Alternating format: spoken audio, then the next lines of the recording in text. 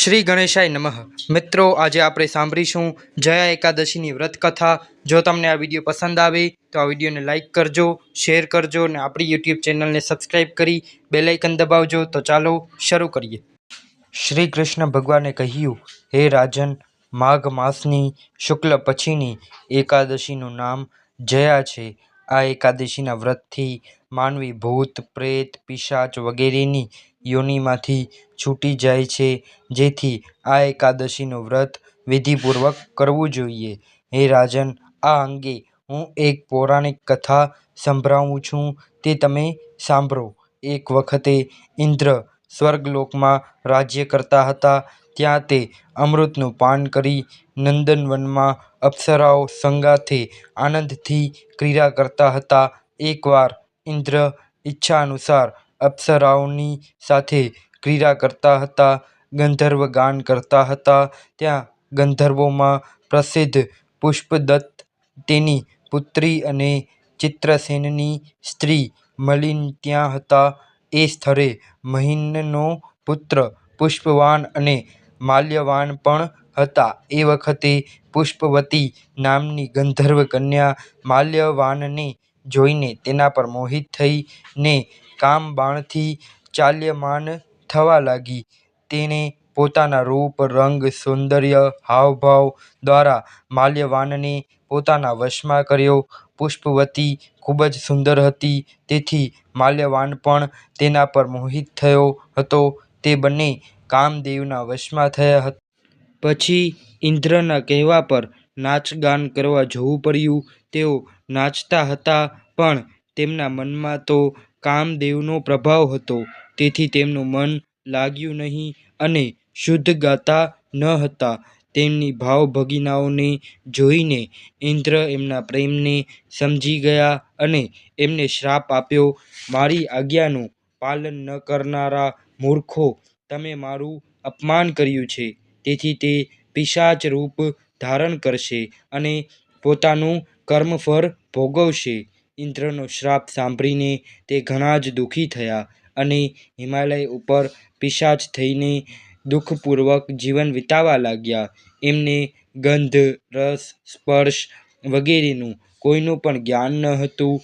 રાત દિવસ એક પર પણ નીંદર ન આવતી હતી.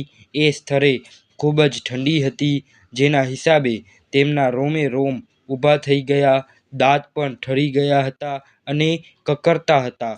એક દિવસ પિશાચે પોતાની સ્ત્રીને કહ્યું, ના જાણે અમે કયા જન્મમાં કયા પાપ કર્યા હશે, જેથી અમને દુઃખદાયી પિશાચ યોનિ પ્રાપ્ત થઈ છે.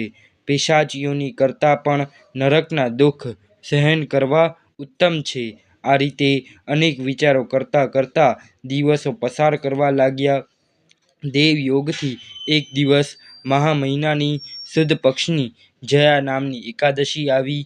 આ દિવસે એ બંને કોઈ પણ ભોજન કર્યું ન હતું અને કોઈ પાપકર્મ પણ ન કર્યું હતું.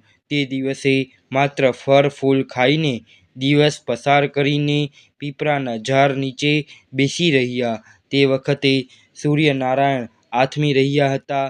તે રાત્રિ બંનેએ ખૂબ જ મુશ્કેલીભરી વિતાવી. બીજા દિવસે સવારે જ ભગવાનના પ્રભાવથી એમનો આત્મા છૂટી ગયો. ખૂબ જ સુંદર અપ્સરા અને ગંધર્વનો દેહ ધારણ કરીને અને સુંદર વસ્ત્રો અને આભૂષણ પહેરીને સ્વર્ગલોક જતા હતા. એ વખતે આકાશમાં દેવગણ અને ગંધર્વ એમની સ્તુતિ કરવા લાગ્યા. સ્વર્ગલોકમાં જઈને એ બંનેએ દેવરાજ ઇન્દ્રને પ્રણામ કર્યા. ઇન્દ્રને પણ એમના પહેલાંના રૂપમાં જોઈને મહાન આશ્ચર્ય થયું. તે એમને પૂછવા લાગ્યા, તમારી પિશાચ યોનિથી તમને કેવી રીતે છુટકારો મળ્યો? ત્યારે માલ્યવાન બોલ્યો, હે દેવેન્દ્ર, ભગવાન વિષ્ણુના પુણ્યથી અમારી પિશાચ યોનિ છૂટી ગઈ છે. ઇન્દ્રે કહ્યું, હે માલ્યવાન, એકાદશી વ્રત કરવાથી તથા વિષ્ણુના પ્રભાવથી તમે લોકો પિશાચ યોનિથી છૂટીને પવિત્ર થઈ ગયા છો અને અમારા લોકોના પણ તમે વંદનીય થઈ ગયા છો, કારણ કે વિષ્ણુ અને શિવભક્ત અમારા લોકો માટે વંદના કરવા યોગ્ય છે. તેથી તમે લોકો ધન્ય છો. હવે તમે પુષ્પવતીની સાથે જઈને રહેવા લાગો. હે યુધિષ્ઠિર, આ જયા એકાદશીના વ્રતના પ્રભાવથી સમસ્ત યોનિ નાશ થઈ જાય છે. જે માનવી આ એકાદશીનું વ્રત કરે છે તેને જાણે બધા યજ્ઞ, તપ, દાન કર્યા હોય છે.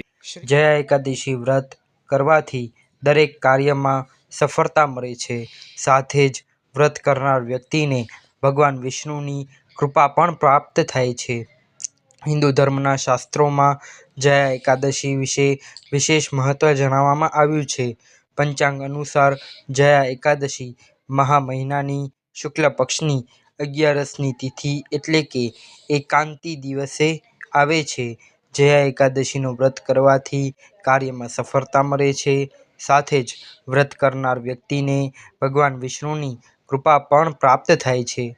આ દિવસે વ્રત અને ભગવાન વિષ્ણુની પૂજા કરવાથી પાપોનો નાશ થાય છે.